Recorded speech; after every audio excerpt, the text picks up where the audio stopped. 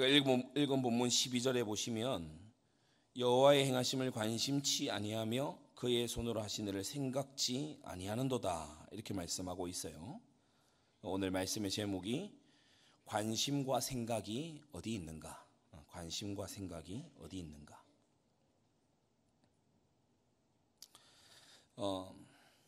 사람들이 같은 것을 보고도 전혀 다르게 생각하는 예가 성경에 많이 보입니다. 똑같은 장면을 보고서 서로 다르게 깨닫는 거예요. 엘리멜렉의 아내였던 나오미는 자기 집안에 임한 저주를 가지고서 하나님이 날 괴롭힌다 이렇게 깨달았어요. 그런데 그 같은 집안의 자부 며느리 된 룻은요, 하나님 정말 살아 계시는구나 이걸 본 겁니다. 여러분 정말 생각과 관심에 하나님의 은혜가 있게 되기 바랍니다. 같은 것을 보고도 전혀 다른 생각을 하고 있어요. 우리는 성경을 통해서 뭘 배워야 되냐? 하나님의 생각을 배워야 돼요. 하나님께서 어떻게 보시느냐 그 눈을 배워야 됩니다. 다윗이 사무엘로부터 기름 부음 받은 다음에 이 사울의 왕실에 출입했어요. 사울은 이 기름 부은 다윗을 어떻게 보냐? 경쟁자로 봐요. 잠재적 위협으로 봐요. 그게 사울이 보는 눈이에요. 그런데 그 아들 요나단은 어떻게 보죠?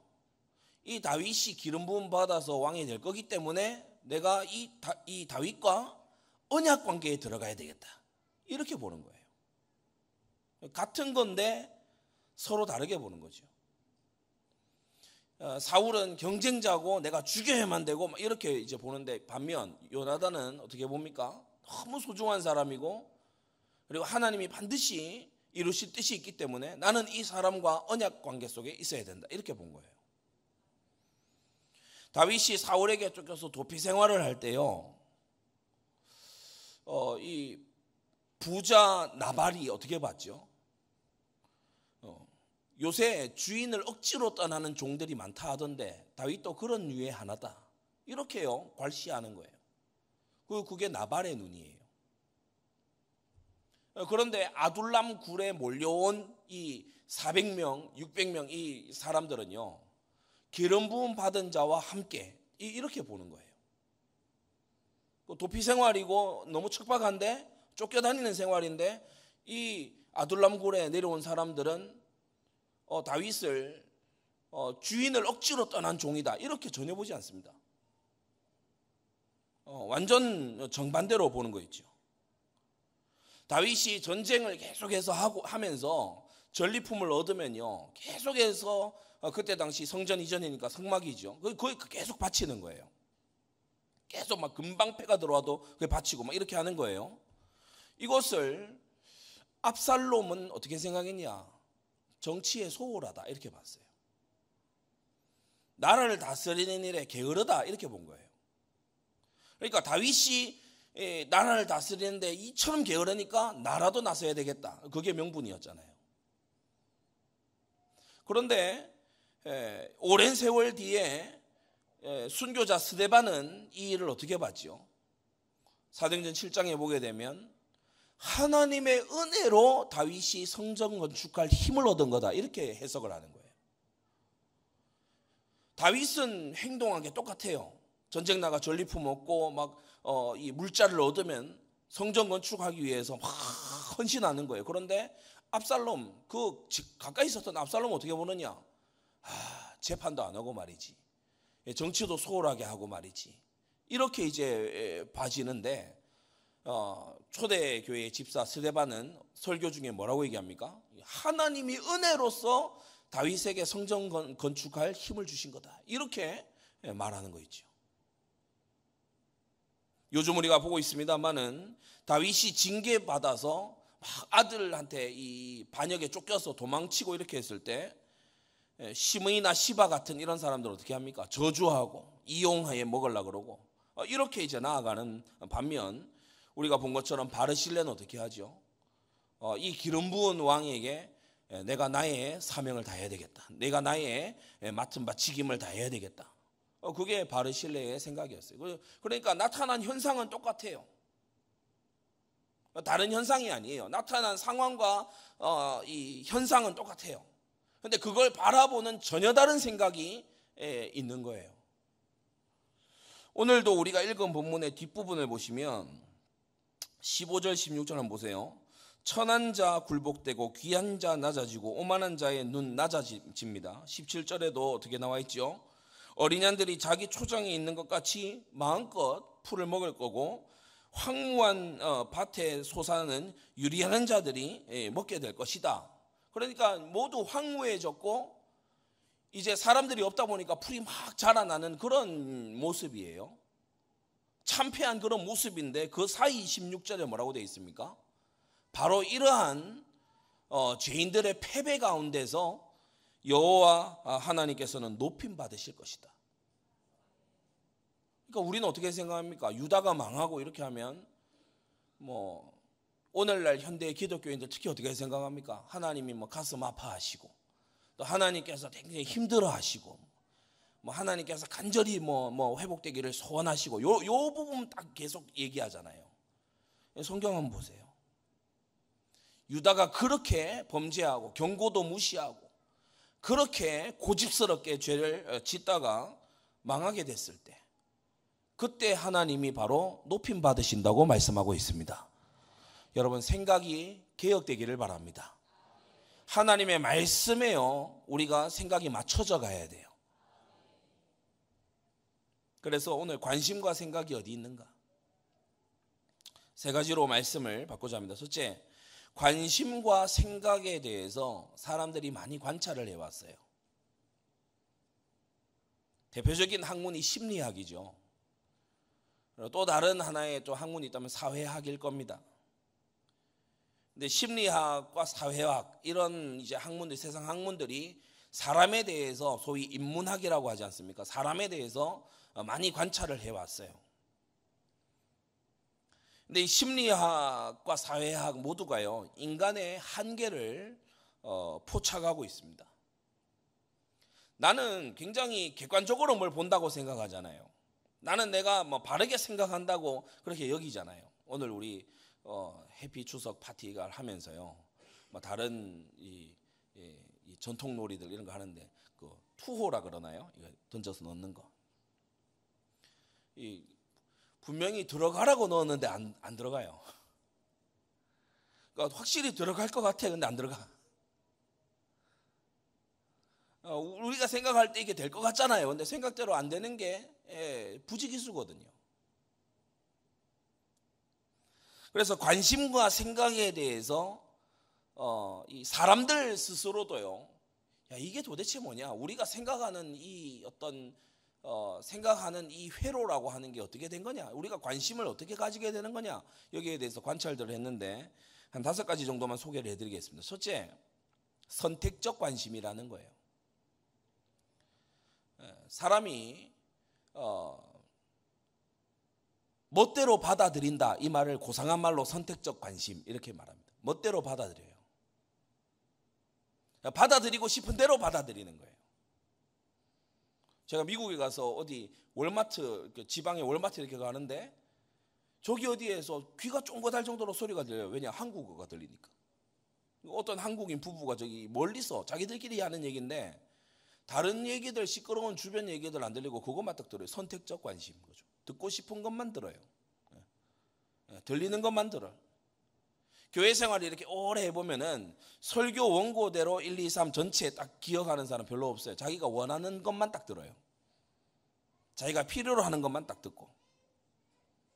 성경도 그런 식으로 읽는 사람들이 많습니다. 성경 전체를 보는 게 아니고 쪽쪽쪽쪽 빼내서 자기 관심으로 다시 재구성을 하는 거예요. 사람의 관심과 생각이라고 하는 것이 그렇게 신뢰할 만하지 않습니다. 나의 관심과 나의 생각이라고 하는 게 그렇게 신뢰할 만하지 않아요. 그러니까 소리는 들리는데 모르는 언어는 아예 못 알아듣고 못 알아들으니까 관심 바뀝니다. 그죠? 선택적 관심입니다. 인간의 관심과 생각은 무제한적으로 모든 것을 헤아릴 수 있거나 또는 무차별적으로 모든 것에 공평하거나 그러지 않다. 자기가 관심을 가지고 있는 그 대상에 대해서만 듣고 관심을 기울이고 있는 그 사안에 대해서만 생각을 하지, 사람이 절대로 이 관심과 생각이라고 하는 것이 무제한적으로 모든 것에 공평하게 또는 무차별적으로 모든 것에 균등하게 그렇게 관심을 기울이지 않는다. 선택적 관심. 이거를 사람들도 말합니다. 오늘 본문 12절에도 보시면 이들은 연회에만 관심이 있지 여호와의 행하심, 그의 손으로 하신 일, 여기에는 무관심해요. 관심이 없어요. 그러니까 선택적 관심이죠. 이따가 또 얘기해 보겠습니다. 두 번째는 뭐냐면 관심의 자원이 한정되어 있다는 겁니다. 무한정 관심을 기울일 수가 없어요. 어느 한 곳에 관심을 막 기울이다 보면 다른 곳에는 소홀해져요. 성경도 이 동일한 진리를 말씀하고 있죠. 그래서 먼저 하나님의 나라와 의를 선 관심을 거기에다 두라고 말씀하고 있지 않습니까? 사람이요, 관심을 어디에 많이 기울이다 보면 다른 데에는 소홀해져요. 그럴 수밖에 없는 게 사람이에요. 사람은 유한하기 때문에. 주의력이라고 하는 것은 한정된 자원입니다. 그래서 사람들은 이 한정된 자원을 가지고 이제 분배를 하죠. 분배를. 그러니까 뭐 예를 들어 어떤 시험에 패스를 해야 된다, 어떤 뭐 과제를 해내야 된다, 그렇게 했을 때 다른 일을 여러 개 하다 보면 여기에 집중을 못 합니다. 그런 이제 예가 우리가 잘 알 수 있죠. 그래서 사회학자 피에르 부르디에라는 사람이 있어요. 좀 이렇게 뭐 아비투스 뭐 이런 용어들로 좀 이름 나 있는 그런 사회학자 부르디에라는 사람은 사람에게는 4가지 정도의 자원이 있다. 그리고 이걸 서로 교환을 하더라. 그렇게 이제 분석을 하고 있는데, 첫째는 경제적 자원입니다. 이 돈을 말하는 거예요. 경제적 자산, 경제적 자원, 이 돈, 금전적인 거, 그걸 말하는 거예요. 두 번째는 문화적인 자원. 그래서 사람들이 돈을 교환을 하는데 뭘로 교환을 하죠? 뭐 교육이나 교양을 쌓는 일이나 또 경험을 쌓는 일이나 그런 것에 이제 돈을 씁니다. 세 번째는 사회적 자원이 있어요. 사람들이 돈을 들여서 또는 교양을 발휘해서 사람들과 관계를 이제 또 형성을 해 나가죠. 관계. 사람을 이렇게 사귀고 그렇게 하려면 시간도 들고 물질도 들고 교양 수준도 갖춰야 되지, 너무 교양이 엉망이고 대화가 안 통하고 이러면 사람과 관계가 안 되게 돼 있는 겁니다. 뭐 다 상식적인 지금 얘기들을 제가 첫 번째 지금 해드리고 있는 거예요. 그리고 이제 네 번째 자원이 뭐냐면 상징적 자원. 이거는 이제 정말 눈에 안 보이는 영역으로 이제 점점 나아가는 건데, 뭐 평판이라든지 사람들의 인지도라든지 그 사람에 대해 가지고 있는 어떤 호감도라든지 이런 것들을 이제 네 번째 자원에 놔두고 있어요. 이 부르디에라는 학자, 참 제가 여러 저서들 대학 다닐 때 이렇게 보면서 계층에 대한 이해, 뭐 어떤 하나의 장에 대한 이해, 필드, 하나의 장에 대한 어떤 개념들 굉장히 좀 도움을 많이 받은 그런 학자입니다. 자, 경제적 자원이 있고 문화적 자원이 있고 사회적 자원이 있고 상징적 자원이 있다. 이게 서로 이제 교환이 되더라. 그러니까 교육 수준을 가지고서 돈을 그걸 경제적 자원으로 이렇게 교환하는 사람들이 주로 이제 교육업에 종사하는 사람들 아니겠어요? 또 사회적 어떤 자원들을 가지고서 이렇게 경제적 자원으로 교환하는 사람들, 또는 문화적 자원으로 교환하는 사람들, 이런 서로 교환이 많이 이루어지죠.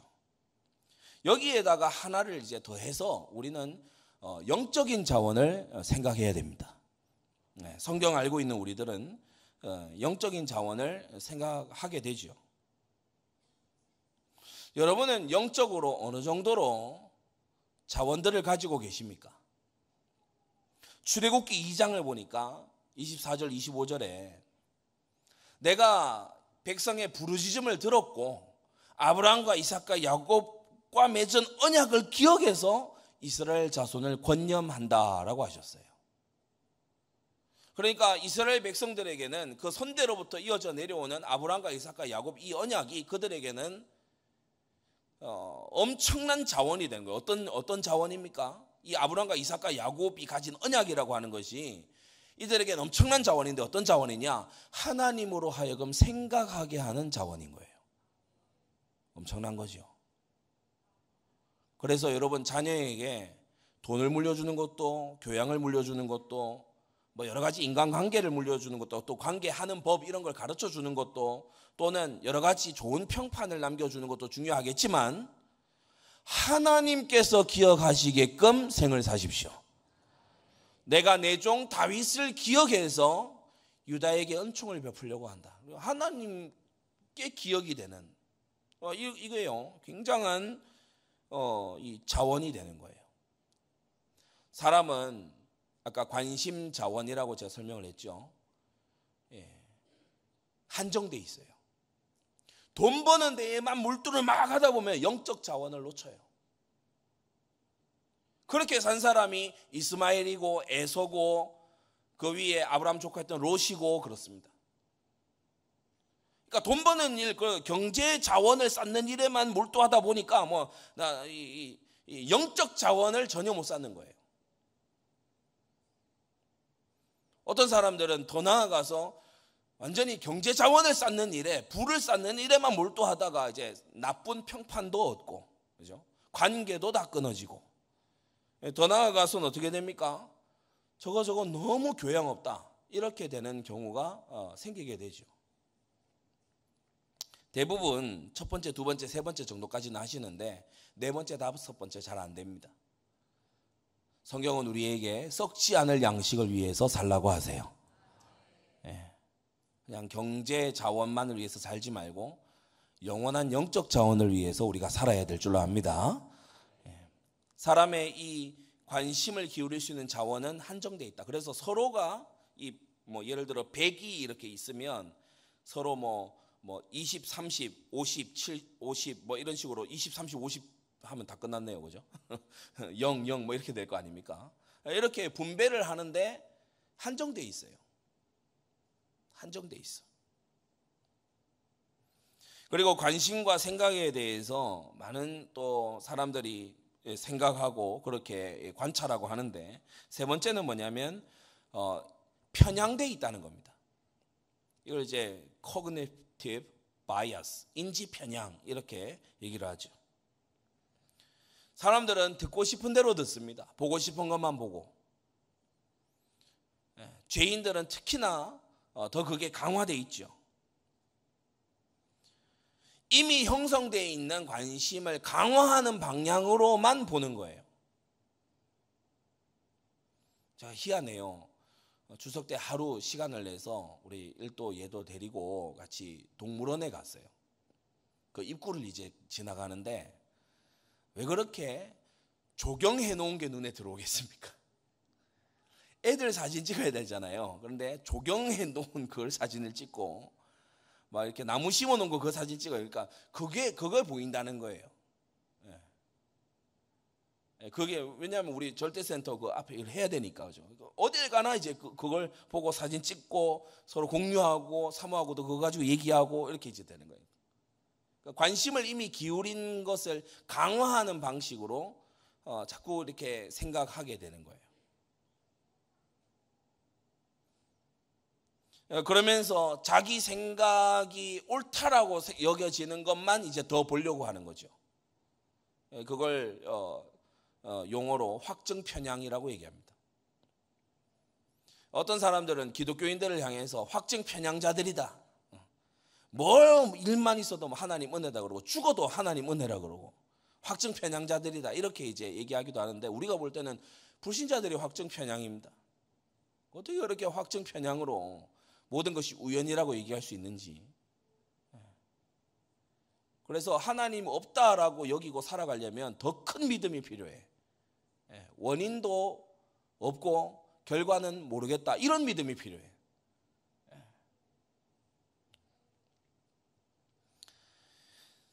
1, 2, 3번을 다시 정리하면 사람은 선택적 관심을 가집니다. 그리고 관심의 자원이 한정되어 있어요. 그리고 인지적으로 편향되어 있어요. 모든 걸 같게 받아들이는 게 아니고 편향되게 받아들여요. 기울어져서 받아들인다는 거예요.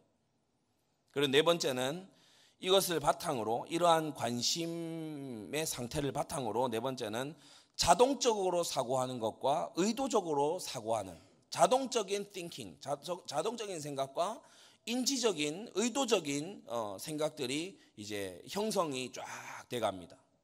여러분 운전하실 때 어떻게 하시나요? 운전하시는 분 잘 알죠? 운전할 때 어떻게 해요? 막 고민하고 막 이렇게 순간순간 내가 지금 엑셀을 밟아야 되나 브레이크를 밟아야 되나 고민하고, 그리고 그렇게 또 염려하고 그렇게 해가지고 하지 않죠. 반자동적입니다. 그죠? 자동적이에요. 다른 일을 하면서도 할 수 있게끔 자동적이에요. 그러니까 그게 그만큼 자동적인 생각으로 돌아가는 거예요. 근데 무언가를 의도적으로 생각해야지만 되는 그러한 또 생각들도 있어요. 뭐 예를 들면은 저녁 예배 시간에 안 졸아야지 이런 거는 막 스스로 막 생각해야 됩니다. 그렇죠. 볼펜으로 허벅지 찔러가면서 생각을 해야 돼요. 가만히 놔두면 졸아요. 우리가 자동적으로 하는 생각이 있고 의도적으로 하는 생각이 있어요. 여러분은 묵상이 자동적 생각이 되기를 바랍니다. 묵상이 자연스러워야 돼요. 기도가 자연스럽고 여러분은 하나님 앞에서의 생각이 자동이 되기를 바랍니다. 이게 자동이 안 되기 때문에요. 계속해서 실패하는 거예요. 그러면서 다섯 번째는 이제 전부 이것은 뭐 믿는 이들만이 아니라 세상 사람들도 알고 있는 정도의 수준인데, 다섯 번째는 group think, 집단적 사고를 한다는 겁니다. 우리 동양인과 서양인이 왜 생각이 다르다 그러잖아요. 그죠? 이렇게 하면 뭐예요? 이렇게 하면 뭐예요? 오라는 거잖아요. 서양에서 이렇게 하면 뭐예요? 가라는 거거든. 서양은 오라 할 때 이렇게 하거나 이렇게 합니다. 우리는 이렇게 하는 거는 걔한테만 이렇게 해요. 그러니까 자기가 속한 집단, 그 집단의 생각만 하는 거예요. 또 우리가 살아가는 현대 사회는 미디어의 역할이 굉장히 크지요. 언론 미디어가 굉장히 강합니다. 언론 미디어가 아젠다를 던져줘요. 다시 말해서 언론 미디어가 생각할 거리를 던져줘요.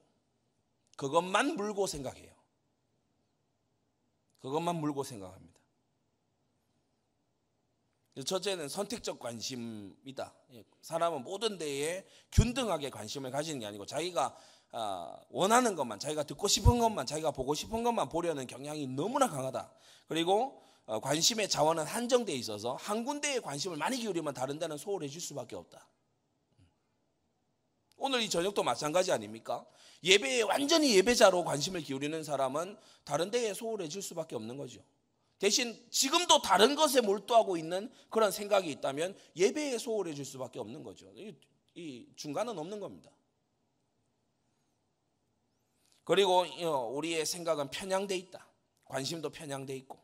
네 번째는 이를 바탕으로 자동적으로 막 돌아가는 생각이 있고, 의도적으로 의지적으로 노력해야지만 할 수 있는 생각들이 또 있다.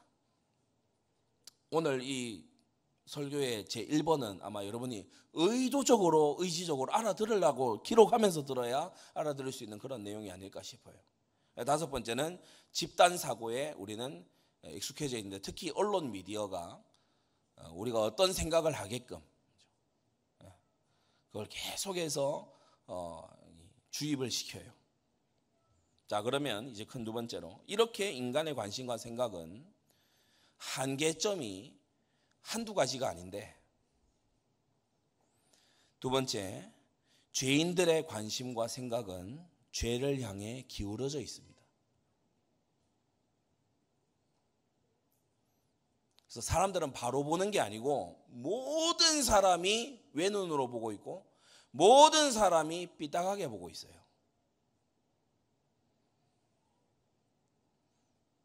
이것이 인간이 죄인이라고 하는 말의 뜻입니다.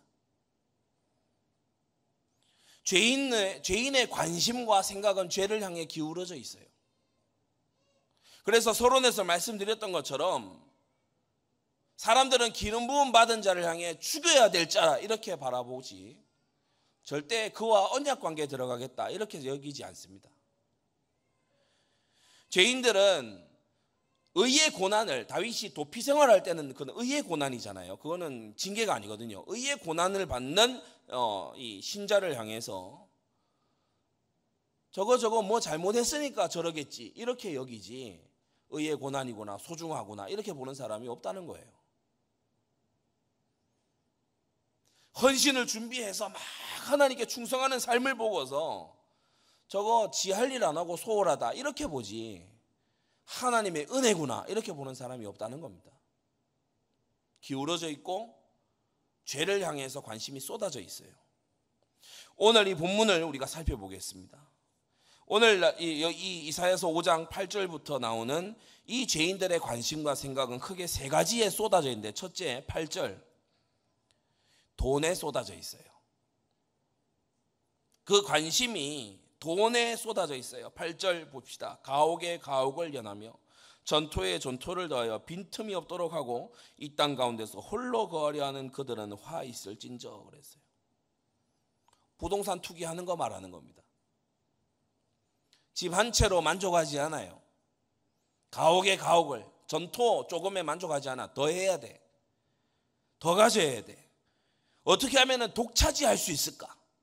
어떻게 하면 내가 이 땅 가운데서 독차지하는 사람이 될 수 있을까? 이 사람들은 하나님의 자리에다가 돈을 가져다 줍니다. 모든 관심과 생각이 돈에 쏠려 있어요. 돈에 쏠려 있어. 그래서 이 사람은 문제 삼는 것도 뭐냐? 돈에 대해서 문제 삼아요.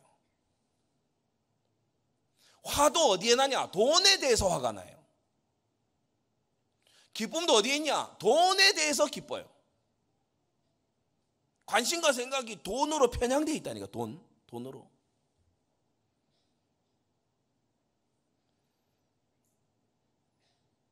여러분, 우리의 생각의 기준이 성경적으로 개혁되어야 됩니다.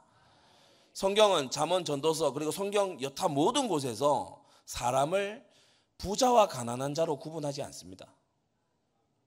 사람을 배운 자와 못 배운 자로 구분하지도 않습니다. 심지어 남자와 여자를 구분하지도 않습니다. 신약에 따르면.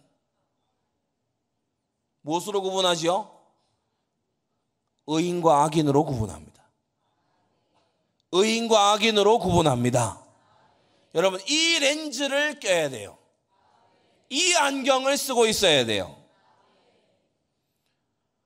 저 사람 뭐 차를 뭘 타고 다닌다, 옷을 뭘 입는다, 가방을 뭘 들었다. 우리는 거기 관심이 없어요. 차는 그냥 차일 뿐이에요. 뭐 가방을 뭐 에코백을 들었든 무슨 뭐를 쓴 백을 들었든, 그건 하나도 중요한 게 아니에요. 그거에 세민하고 그것 때문에 막 괴롭고 그것으로 무시하고, 여러분 이게 오늘 이 8절에 나온 이 사람들이 가지고 있던 눈입니다. 너 집 몇 개야? 나보다 많아? 내가 저 사람보다 집이 적은 것 같아. 너 이거 전토가 몇 평이야? 나는 몇 평이야? 내가 저 사람보다 좀 더 많은 전토를 가지고 있구나. 내가 이겼다. 이게 이 사람들의 기준이었어요. 이 사람들은 진리보다 유불리에 민감한 사람들이에요. 여러분, 우리가 혹시 그렇게 살고 있지는 않습니까? 진리인가? 이것이 참인가? 이것이 하나님의 뜻인가? 그것을 생각하기보다 나한테 유리한가? 나한테 불리한가? 또는 우리 전체에게 유리한가? 불리한가? 나의 앞날에 유리할까? 불리할까? 거기에 생각이 모여 있지는 않습니까? 이 8절에 나오는 사람들은요, 빈틈이 없도록 열심히 살았어요. 가옥과 가옥 사이에 가옥을 짓지 못할 빈 용지가 있다. 그러면 그것을 어떻게든 채워서, 그죠? 채워서 그것이 막 조금이라도 더 이렇게 되게끔 열심을 다해서 살았어요. 이들은 욕심과 열심을 구분 못하는 사람들입니다. 지금 세상에 우리가 살아가는 현장에 사람들은 욕심과 열심을 구분 못합니다. 나 열심히 사는데 왜 그러냐? 열심히 사는 게 나쁘냐? 욕심과 열심을 구분 못해요. 하나님께 감사치 않고 내 힘으로 얻었다. 그게 욕심입니다. 그게 욕심이에요. 하나님께서 주셨다는 걸 인정 안 하잖아요. 그래서 죄인들의 관심과 생각은 죄를 향해 기울어져 있는데 그중에 첫 번째가 바로 돈에 대한 기울어짐입니다. 예수님 당시 때도 이것이 너무나 심각한, 사도들 당시에도 심각한 문제였죠. 그래서 예수님께서요 단호하게 얘기하시잖아요. 너희가 하나님과 재물을 겸하여 섬기지 못한다고. 사도도 얘기하지 않습니까? 돈을 사랑함이 일만하게 뿌리다.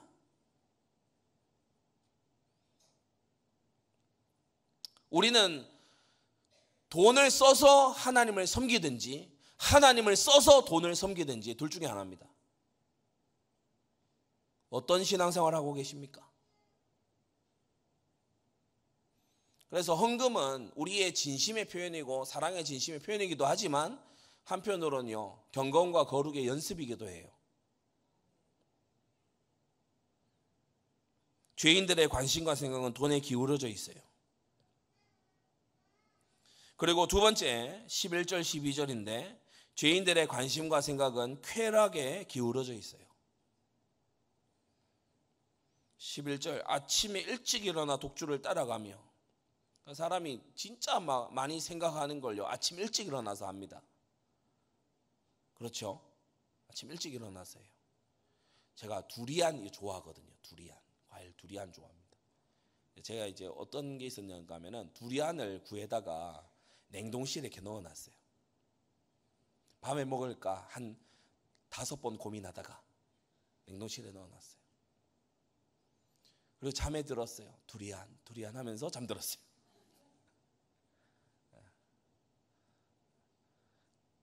아침에 눈이 번쩍 떠져요. 눈 떠지자마자 두리안 가서 꽝꽝 온 두리안을 꺼내놓고 씻고 나왔어요. 알맞게 딱 녹고 있어요. 역시 두리안은 아침 두리안. 그러니까 아침 일찍 일어나서 뭘 한다는 거는 거기에 관심이 다 쏟아져 있다는 거예요. 지금 아침 일찍 일어나서 독주를 따라가요. 아침 일찍부터 술을 생각해요. 밤이 깊도록 포도주에 머물러 있죠. 쾌락에 찌들어져 있는 거예요. 저에게도 그런 제가 참 한 책을 읽고 너무 찔렸던 그런 책이기도 한데 책 제목 한번 들어보세요. 하나님 그만 먹고 싶어요 라는 책입니다. 식탐에 대한 책입니다. 존 파이퍼 목사님이 한번 그런 코멘트를 하셨죠. 영혼의 허기를 육신으로 채우려고 한다. 제가 유학하면서 굉장히 살이 많이 붙었어요. 그래 저에게도 그런 게 있어요. 무언가 막 의지하려고 하는 거, 그죠?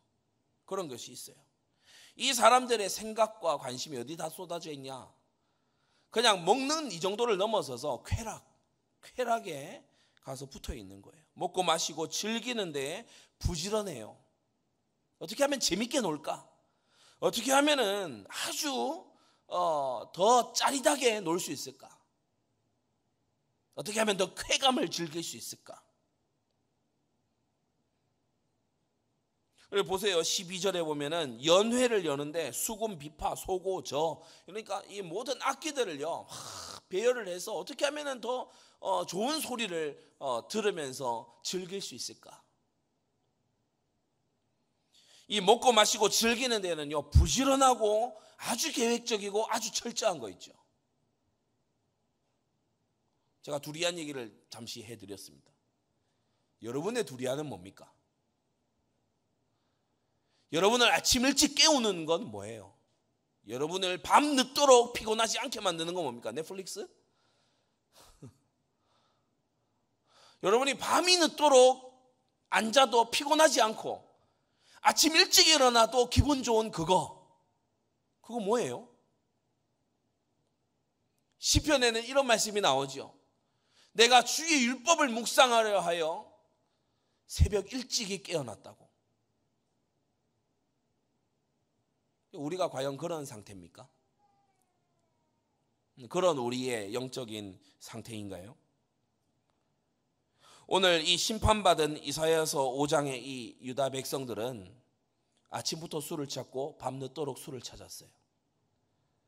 연회에 어떤 악기들을 배치할지 구체적으로 계획하고 열심을 다해서 놀았어요. 나를 즐겁게 해주고 나를 짜릿하게 해줄 일을 위해서 서로 관심사는 약간씩 술과 음악과 이런 관심사는 조금씩 달랐겠지만 나의 쾌락을 위해서, 재미를 위해서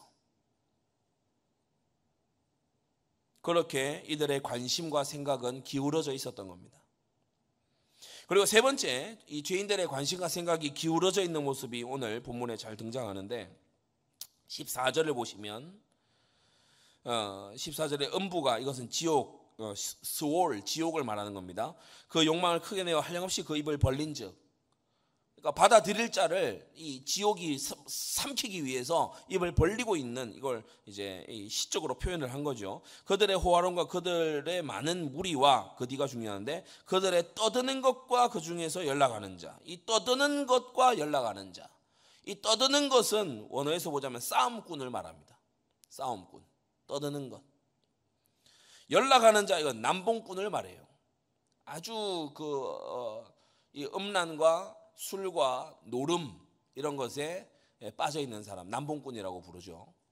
그러니까 이 원어적 의미를 보자면은 싸움꾼들과 남봉꾼들, 이 말입니다. 관심과 생각이 기울어져 있어요. 떠드는데, 여기 이제 그들의 떠드는 것 그랬는데, 이 떠든다는 게 뭐냐? 누구누구하고 치고받고 싸우면 누가 이기냐? 계속 그 관심인 거예요. 관심이 그거야. 싸우는 거. 누가 누구를 꺾었다. 누가 누구를 이겼다. 또 연락하는 자 뭡니까? 돈 얼마 땄냐? 그런 거 있잖아요. 누가 1억 천금을 얻었단다. 이런 거. 근데 이제 1번하고 좀 구분되는 게, 1번에 돈에 관심을 가진 사람은 정말 이제 막 부자가 되기 위해서 그렇게 하는 건데, 이 3번에 나오는 연락하는 자, 이 사람은 그러한 놀이를 즐기는 거예요. 그러한 놀이를 즐겨 하는 거예요. 그러니까 폭력과 음란이죠. 다툼과 음란입니다. 다툼과 음란. 죄인들의 관심과 생각은 죄에 기울어져 있는데, 첫째는 돈이고, 두 번째는 쾌락이고, 세 번째는 다툼과 음란입니다.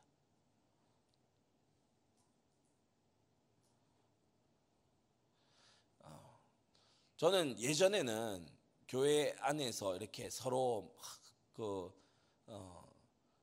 말 안 하고 눈을 기고 막 이런 사람들 이렇게 보면은, 저 빨리 저거를 풀어주고 이렇게 해소해 줘야지, 이게 지배적인 생각이었어요. 근데 가면서 이렇게 지나가면서 보니까요, 어떠냐 하면은 내심 그걸 즐겨요. 그러니까 왜 드라마 같은 삶 있잖아요. 누구하고 이렇게 굉장히 팽팽한 어떤 이 적대 관계 속에 있는, 그 사람도 날 싫어하고 나도 그 사람을 싫어하는 그거를 좋아해. 좀 노골적으로 표현하자면 변태적이에요. 서로 싫어하는 거를 좋아해요. 그게 지금 이 떠드는 것, 여기에 포함된 의미입니다. 싸우는 걸 즐긴다니까요. 갈등하는 걸 즐겨요. 우리는 보통 갈등이 해소되기를 원한다라고 생각하잖아요. 아니야. 계속 갈등하기를 원해. 계속 싸우기를 원하고, 계속 씹고, 계속 뒷담화하고, 계속 서로 비난하고 그러기를 좋아하는 거예요. 그 상태가 유지되기를 바라는 거예요. 누군가 씹을 사람이 없냐? 계속해서 이제 찾는 거예요. 그런 즐김. 누구 깔 사람이 없냐? 누구 비판할 사람 없냐? 누구 욕할 사람 없냐? 그걸 계속해서 찾는 거. 여러분, 우리 한국 정치와 한국의 이 문화라고 하는 것, 특히 뉴스나 이런 것들이 계속해서 우리에게 그러한 관심을 촉발시키고 있습니다. 9시 뉴스 들어보세요. 시작부터 끝까지 다 욕먹을 놈들이지. 다 쳐 죽일 놈들이고. 굿뉴스가 하나라도 있던가요? 날씨 말고는 굿뉴스가 없어요. 내일은 맑을 예정입니다. 오, 굿뉴스. 그 외에는요, 누가 도둑질 했고, 누가 미친 짓 했고, 누가 쳐맞아 죽을 짓을 했는데, 국민 여러분 잘 아시기 바랍니다. 밤에 씩씩거리면서 잡니다. 이놈의 나라 하면서. 그럼 지금 웃음으로 또 이렇게 웃긴 일이기도 하고, 근데 이게 심각하거든요. 매일 그걸 우리의 관심과 생각에다가 밀어넣잖아요. 다툼을 즐겨요. 서로 연락하는 거, 그러니까 서로 뭐 카톡 연락하는 걸 말하는 게 아닙니다. 서로 막 아주 음란하게 막 즐기는 이런 거, 그런 것에 관심을 기울여요. 그래서 돈을 벌어서 어떻게 하면은 나의 욕심을 더욱더 막 채울 거냐, 이게 관심. 쾌락으로 어떻게 하면 더 재밌게, 어떻게 하면 더 짜릿하게, 어떻게 하면 더 만족스럽게 이렇게 할 거냐, 이게 그 다음 다툼과 음란, 여기에요. 사람들이 관심과 생각이 기울어져 있어요. 마지막 세 번째입니다. 여러분, 우리가 어떤 관심과 어떤 생각을 하느냐가 참 중요합니다. 관심과 생각을 어디에 놓아두었는지 오늘 발견하고 찾아서 하나님 앞으로 회복하고 고치게 되시기를 바랍니다. 관심과 생각의 중요성입니다. 세 가지로 말씀드리는데, 이 관심과 생각이 중요한 이유는요, 첫째, 이해와 행동의 틀이기 때문에 그래요. 사람들은 관심과 생각을 틀로 딱 가지고 상황을 받아들입니다. 자기 안경으로 보는 것처럼 그렇게 딱 받아들여요. 그리고 그걸 기반으로 해서 행동합니다. 여기는 말도 포함되는 겁니다. 그러니까 서론에 말씀드렸듯이 사울처럼 말하고 나발처럼 말하고 시므이처럼 말하는 거예요. 절대로 요나단처럼 생각하거나 또는 어딥니까? 아둘람 굴에 온 그 용사들처럼 생각하거나 스데반처럼 해석하거나 그러지 않아요. 우리 개혁주의 신학의 근간을 놓은 존 칼빈이 그의 신학이 집대성된 저작이 있는데 기독교 강요지요. 여러분 몇 번씩 제목들은 들어보셨을 겁니다. 거의 안 읽어보셨어도 제목들은 아마 들어보셨을 것 같아요. 이 기독교 강요는 제1장에서 신지식, 하나님을 아는 그 지식의 씨앗, 그것을 다룬 직후에 3장, 4장에서 율법, 믿음 이걸 다루거든요. 근데 율법과 믿음 이전에 제2장에서 길게 다루는 내용이 바로 제가 오늘 말씀드린 이 인간의 지식에 관한 겁니다. 인간이 어떻게 지식을 얻고, 인간이 어떻게 마음을 가지고, 인간이 어떻게 관심과 생각을 하느냐, 그걸 기독교 강요에 처음 하나님을 아는 이 씨앗, 그죠? 알만한 것이 저희 속에 있습니다. 핑계치 못할지로다. 그거 짧게 딱 다룬 다음에 2장에서 길게 다루는 내용이 뭐냐? 사람의 관심과 생각은 어떻게 썩어 있냐? 이걸요 2장에서 크게 다뤄요. 노예의 의지에 대해서 2장이 길게 다뤄요. 3장, 4장 심지어 율법과 십계명과 사도신경을 앞지른다니까요. 2장에서 그렇게 길게 다뤄요. 기독교 강요 제2장에서 그렇게 길게 다루는 내용입니다. 한 2개 정도만 제가 인용구를 읽어드리겠습니다. 우리의 선배인 칼빈 목사님은 뭐라고 설명하고 있냐? 기독교 강요 2장 3절 다섯 번째 파트에서 이렇게 말하는데, 인간은 타락으로 부패한 뒤 마음의 반대에도 불구하거나 강제로가 아니라 의지적으로 죄를 짓는다는 것. 인간은 내가 말하거니와 매우 기울어진 마음으로 죄를 짓지 폭력에 의해서 강제되어서가 아니라는 것. 인간은 자기 자신의 탐욕의 충동으로 죄를 짓지 외부의 강제가 의해서가 아니라는 것. 그럼에도 불구하고 그의 본성은 너무 사악해서 오직 악함으로 충동되거나 부추겨지거나 이끌릴 수 있을 뿐이라는 것이다. 사람은 의지적으로 죄를 지어요. 우리 개혁주의 신앙과 신학은 사람은 어쩔 수 없이 죄를 지을 수밖에 없다, 이런 소리 안 합니다. 의지적으로 죄를 짓는 거예요. 관심을 가지고 죄를 지어요. 적극적으로 생각하면서 죄를 짓고, 교묘하게 죄가 아닌 것처럼 자기 생각으로 자기를 합리화하면서 죄를 지어요. 이거 욕심 아니고 열심이다. 이거 음욕 아니고 본능이다. 이거 쾌락 아니고 이거 내가 가진 선한 것이다. 그렇게 자기 합리화를 해대죠. 또 한 부분입니다. 2장 5절 19번째 파트에서 그 2장의 제일 마지막 부분입니다. 인간 지식에 대한 부패한 의지에 대한 이것을 다루는 제일 마지막 거의 결론부에 이렇게 말합니다. 조금도 흔들릴 수 없는 다음과 같은 견해가 우리에게 확고하고 확실하게 머물러 있어야 한다. 즉 인간의 이해력은 하나님에 의해서 너무 멀어져 모든 악의와 불의와 부패 외에는 아무것도 상상하지도 품지도 이해하지도 못한다는 것과 마찬가지로 인간의 마음은 너무 죄로 중독되어 온갖 사악함만을 만들어낼 뿐이라는 것이다. 그리고 설령 인간에게서 선한 모양의 뭔가가 나오는 일이 생긴다 해도 이해력은, 그것을 해석하는 이해력은 언제나 위선과 허영에 사로잡혀 있고 마음은 온갖 악의에 몰두하고 있다는 것이다. 성경도 뭐라고 얘기하죠? 고린도전서 2장 14절에 육에 속한 사람은 하나님의 성령의 일을 받지 아니하나니, 받지 못하는 게 아니에요. 받지 아니하나니 저희에게는 미련하게 보임이요 라고 했어요. 육에 속한 사람, 하나님의 성령의 일을 받지 않아요. 의지적으로 받지 않아요. 저희에게는 미련하게 보이기 때문에.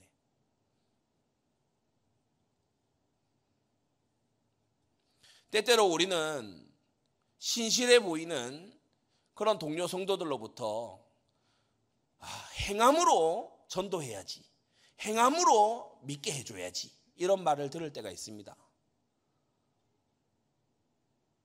어떻게 여겨지십니까? 오늘 이 설교 속에서 행함은 반드시 올바르게 해석되어야 됩니다. 우리는 우리 자신들에게 있는 일반적인 은총조차 왜곡하는 경우가 많아요. 내가 노력했지, 내가 애썼고, 내가 잘 판단했고. 우리는 우리 자신에게도 그래요. 그럼 타인에게는 어떨까요? 불신자는 신자의 선한 행위를 보고 단숨에 하나님께 영광 올리지 않습니다. 저 사람 열심히 했네, 고생했다, 저 사람이 똑똑하더니 저렇게 될 줄 알았다. 그 사람이 막 입으로, 신자가 입으로 난 하나님의 은혜로 이렇게 됐습니다라고 얘기해도 종교적이네, 교회 열심히 다니나 보다, 그래 뭐 어떤 믿음이라도 가지면 좋지, 이렇게 보지. 하나님의 은혜구나, 그건요 성령의 거듭나게 하신 역사가 아니면 그렇게 안 본다는 거예요. 행함으로 전도한다는 그 너무나 결함이 큰 그것에 여러분이 호응하고 거기에 영향받지 않게 되시기를 바랍니다. 나로 입을 열어 그리스도의 비밀을 알리게 하옵소서. 전파하는 자가 없이 어찌 들으리요 라고 했어요. 저희가 듣지 못한 일을 어찌 부르리요? 전파하는 이가 없이 어찌 들으리요? 보내심을 받지 아니하였으면 어찌 전파하리요?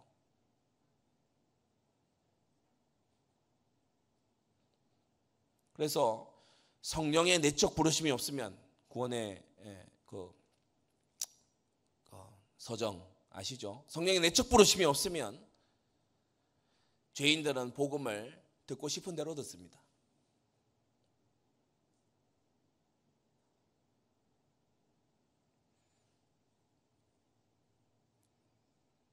참 칼빈의 이 마지막 부분이, 마지막 코멘트가 참 이 뼈를 찌르는 거예요. 설령 인간에게서 선한 모양의 뭔가가 나오는 일이 생긴다 해도, 신자들에게서 하나님의 은혜로 어떤 선한 행동들이 나오는 것처럼 보인다 해도 이해력만큼은 언제나 위선과 허영에 사로잡혀 있어서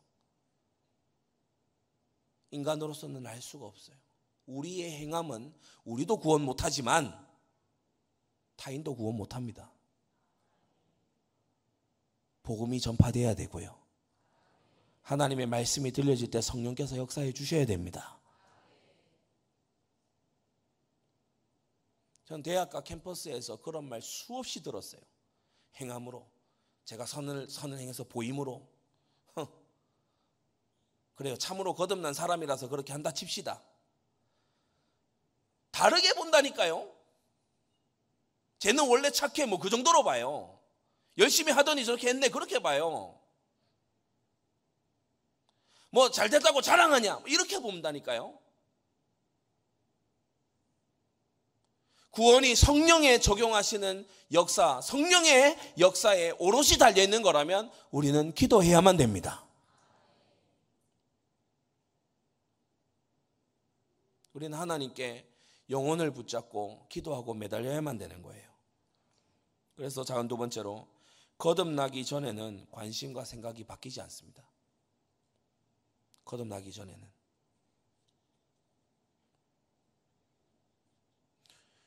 죄인은 하나님의 행하신 은혜에 관심이 없습니다. 손으로 하신 바 창조와 섭리를 생각하지 않지요. 그래서 오래전에 우리 담임 목사님 이 이사야서 강의하실 때 한번 그 언급하셨는데, 지금 이제 5장 지나고 있습니다. 그죠? 이사야 1장에서 5장까지 다 맞는 말씀이고 정확무호한 하나님의 말씀입니다. 그런데 1장에서 5장과 나머지 6장에서 마지막 66장까지의 차이점이 뭐냐 하면, 이사야가 6장 이후부터는 자기 자신의 죄를 보기 시작한다는 거예요. 그렇습니다. 1장에서 5장까지는요, 이사야가 그 어디서도 자신의 죄는 얘기하지 않아요. 자신의 부족은 얘기하지 않습니다. 그럼 1장에서 5장은 틀렸다는 말입니까? 방금 잘 들어주셨어야죠. 정확무호한 하나님의 말씀이 맞습니다. 그런데 6장에서 영광 가운데 계신 하나님을 배웠고 이사야가 드디어 뭐라고 얘기하죠? 화로 다 나여 망하게 되었도다. 죄인은 하나님의 행하시는 일에 본질적으로 관심이 없습니다. 손으로 하신 그 창조와 섭리를 생각하지 않습니다. 12절을 지금 말씀드리는 겁니다. 죄인은요, 이걸 이제 생각한다 이렇게 들어가면은 어떻게 또 되냐? 더 작은 두 번째로, 은혜를 말하면서 무책임해지고 나의 책임과 사명을 말하면서 인본주의로 치우쳐요. 또 그러니까 성령이 안 잡아주시면, 성령께서 관심과 생각을 안 잡아주시면 하나님의 일을 생각한다고 하면서 또 기울어져요. 또 기울어져요. 나는 내 자녀를 주님께 맡긴다. 난 내 자녀를 완전히 주님 손에 맡기기로 했다. 자기 할 거 하나도 안 해요. 뭐 밥도 안 해주고 뭐 관심도 안 기울이고, 나는 뭐 완전히 맡기기로 했다. 무책임하기 이럴 데 없는 거죠. 자녀를 나는 하나님께 완전히 나는 믿음으로 맡기기로 했다. 그래가지고 자녀를 싸뭉쳐갖고 외국으로 던져버려요. 얼마나 무책임한 겁니까? 그죠? 좋은 열매가 안 나옵니다. 또 한편으로는요, 하나님이 내게 주신 사명, 막 이걸 이제 얘기를 합니다. 얘기를 하는데 내 열심으로만 계속해요. 나의 힘으로 계속 하는 거예요. 하나님께서 해 두신 거 여기에 대해서는 관심 가지지 않아. 그래서 참 거듭난 이후에 우리가 죄를 안 지을 수 있는 인간이 됐지만은 우리가 그 어거스틴의 인간 본성의 그 4단계 상태 이거 되게 유명하잖아요. 간략하게만 설명드리면 창조 때에는 죄 지을 수도 죄 안 지을 수도 있는 인간이었어요. able to sin, able not to sin. 죄 지을 수 있고 죄 안 지을 수 있는 그런 인간이었어요. 타락한 이후에 범죄에서 타락한 이후에는 어떻게 됐냐? 두 번째, not able not to sin. 그러니까 죄 안 지을 수 없는 인간이 됐어요. 죄를 반드시 짓고 죄 안 지을 수 없는 인간. 근데 세 번째, 복음의 은혜로 거듭난 이후에는 어떻게 됐냐? able not to sin. 죄 안 지을 수 있는 인간이 됐어요. 성령의 은혜로 하나님께 붙잡혀 있으면 그때는 죄를 안 지어. 그런 인간이 됐어. 그래도 우리가 기울어지고 이럴 때가 되게 많죠. 근데 이제 우리가 영화로움의 마지막 최종에 들어가게 되면 not able to sin, 죄 지을 수 없는 인간으로 우리는 부활 때에 그렇게 나오게 되는 겁니다. 네. 이게 어거스틴이 설명한 인간 본성의 4단계, 특히 택자들의 4단계 과정이죠. 우리는 거듭나기 전에는 관점과 생각이 안 바뀐다는 것을 알고 우리는 불신자들을 향해 긍휼한 마음을 가져야 될 줄로 압니다. 마땅히 생각할 걸 생각 못한다니까요. 일반 은총도 이상하게 이해합니다. 참으로 거듭나야만 성령의 감동을 따라 생각할 수 있는데 오늘 이 수요 예배를 통해서 여러분은 성령의 감동에 따라 생각하는 법을 배우게 되기를 바랍니다. 그래서 마지막 작은 세 번째로 오늘 12절의 이 말씀이 굉장히 우리에게 큰 지도가 되고 큰 어떤 표시판이 됩니다. 잘 보세요. 여호와의 행하심을 관심치 아니하며 그의 손으로 하신 일을 생각지 아니하는도다라고 했는데 우리 성도님들 은혜에 관심을 두고 사명을 생각하시기 바랍니다. 하나님이 과거로부터 하신 일을 생각하고 행하고 계시는 일을 관찰하시기를 바랍니다. 이게 우리가 생각하는 방법입니다. 하나님의 주권은 우리의 책임을 조금도 약화시키지 않습니다. 다시, 하나님의 절대적인 주권은 우리의 책임을 조금도 약화시키지 않는 줄 믿습니다. 주님은 말씀하셨고 우리는 순종할 책임이 있습니다. 주님은 예비하셨고 우리는 기도해야 될 책임이 있습니다.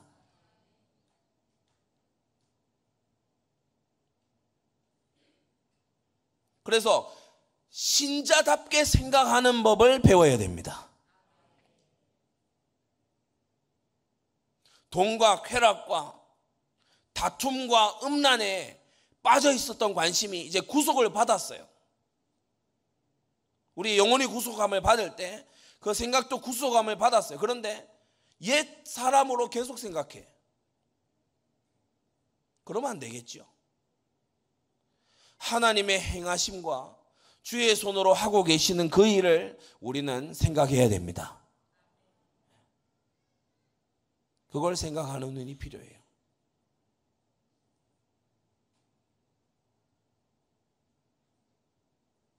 그래서 하나님이 무엇을 내게 해오셨는가?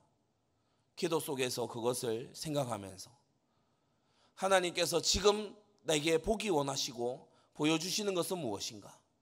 그것을 묵상할 때에 우리는요 살아계신 하나님께 기도하는 살아있는 믿음의 인물들이 되는 겁니다. 말씀을 정리하겠습니다. 우리는 죄성들을 다 가지고 있습니다. 기울어져 있고 하나님의 은혜가 아니면 바르게 설 수 없는 우리입니다.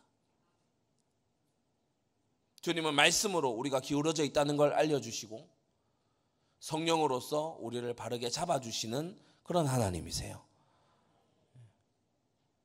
가장 먼저는 나의 판단이 편향되어 있고 흠이 많고 치우쳐져 있고 제한되어 있다는 것을 인정하는 것부터가 시작일 겁니다.